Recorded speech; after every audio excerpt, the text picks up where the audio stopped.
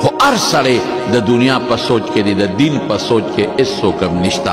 هر سړی د پیسې په زور کې دی چې پیسې ډېره وګټم، د دین سوچ کې هیڅوک نشته. هر سړی د دنیا د ځمکه کې لګیا دی نښتې دی، د قبر او د آخرت فکر یېر دی بالکل ختم. دا څونه ژوند به یې زمونږه په دې دنیا کې به تر څو مونږ جمدي پراته یو، دا مرګ به نه راځي، دا قبر به نه راځي.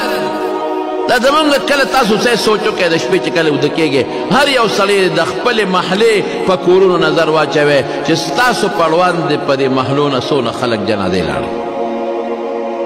وګورئ داسې کور به ما ته وښایئ چې هغې کې نه د جنازه نه یوتې یو یا دوه یا درې.